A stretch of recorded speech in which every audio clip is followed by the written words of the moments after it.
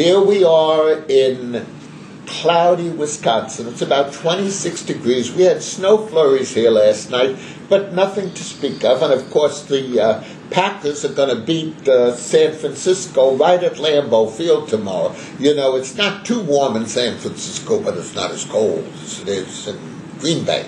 And unfortunately, Sydney wasn't able to get home from Beloit this weekend because they have a real snowstorm. It's still snowing there. They must have 6 inches. And that's south of us. I don't know people anymore. They have snowstorms in the south when they don't have it in the north. It's nothing like it used to be as I remember it. What I wanted to talk to you about today are some stories that come from Warpack.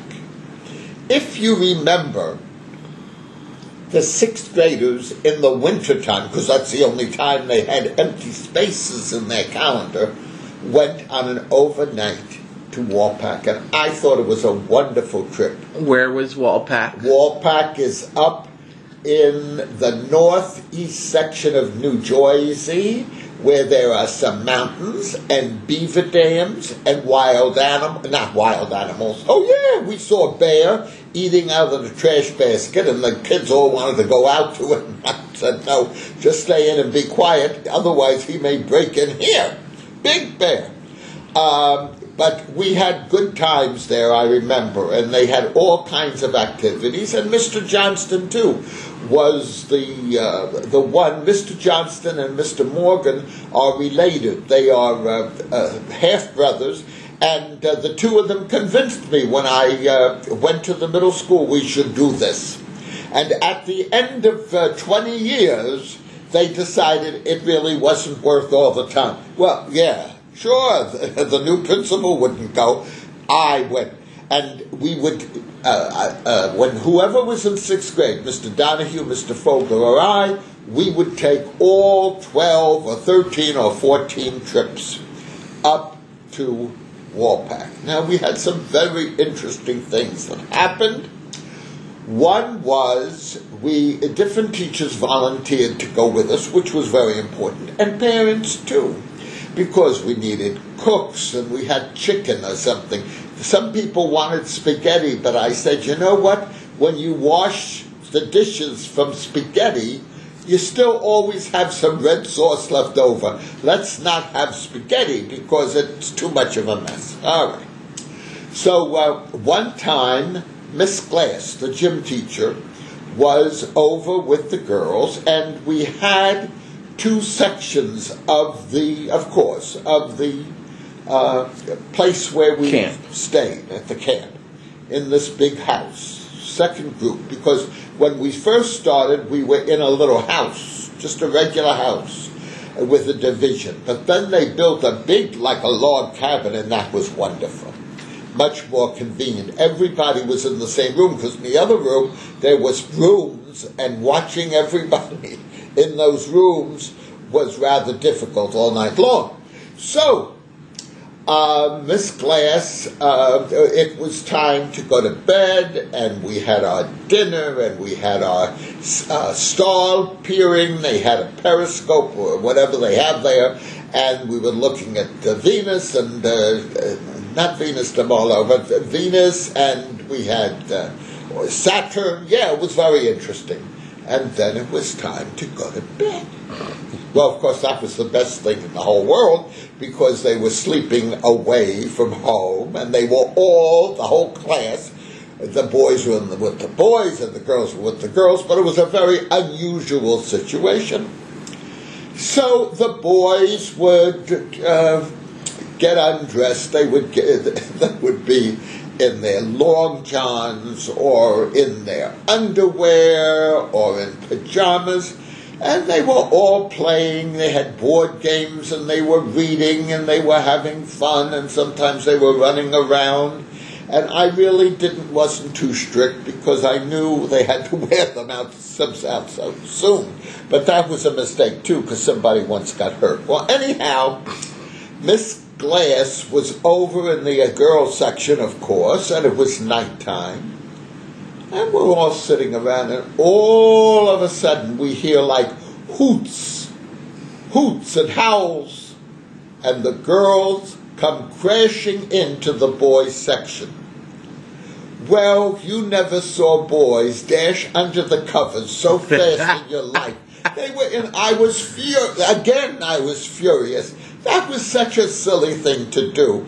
And the boys were embarrassed, and I sent them back very quickly.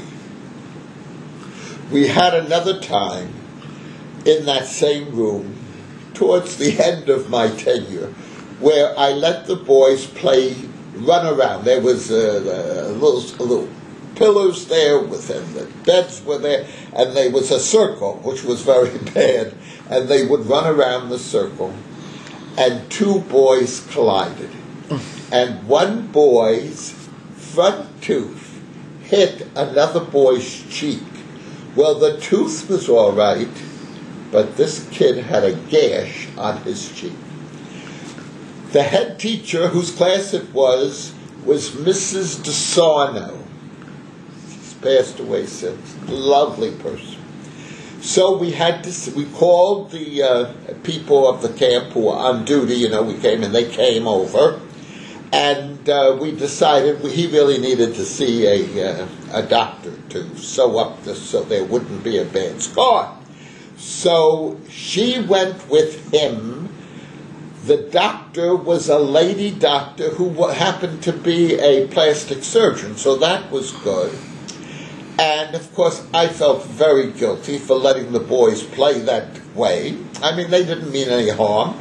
And then we called the boys' parents. Now, that wasn't as easy as it sounded, because this little boy came from Russia, and he spoke perfect English, but the parents didn't.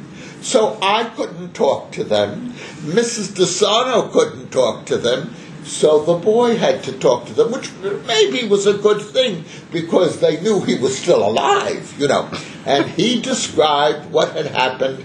And this was late. It was 9 or 10 o'clock. They got back about 1 o'clock in the morning. By that time, all the other boys had gone to sleep, thank goodness. And he was all right. The next day, when the kids went out on in the woods, we decided that he shouldn't go because he had these stitches, and what if a branch hit him or something? So I went with him, and we took our own walk, but there were no trees around. It was wide expanses. Yeah, so that happened. That young man, handsome young man, is still communicating with us on our blog that we have. Facebook. Facebook, right. Papa thinks Facebook is a blog. Well, I don't know. He doesn't understand yet. No, I don't understand how this is making pictures. There's no wires, there's no... The whole new world, and I can't get used to it. Maybe that's why I like being in 4th and 5th grade at our Leopold School. How much time do we have, Director? You have a minute and a half. Okay. Now, up the hill from Warpack, there was a place called Warpack Inn. And the kids knew it because sometimes it was a couple of miles up the road, but they would pass it on their walks. And they only wanted to go have dinner there. It was only open, I think, on the weekends. Maybe, I don't know when it was open. Well, one time, everybody, we had 2 groups coming.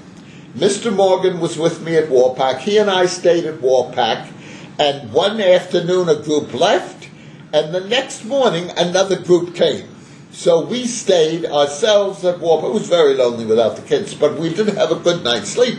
And so we walked up or drove up or something to Warpack Inn and had a most delicious supper. The funniest thing about Warpack Inn is that when you went into the gentleman's room, there were great big ancient pictures of very stern-looking ladies watching us. That was the funniest part. It was so intriguing that another time I took Mimi, my wife, in the summer back to Warpack to have dinner together. Bye. Okay, we'll see you again soon. Bye. Bye.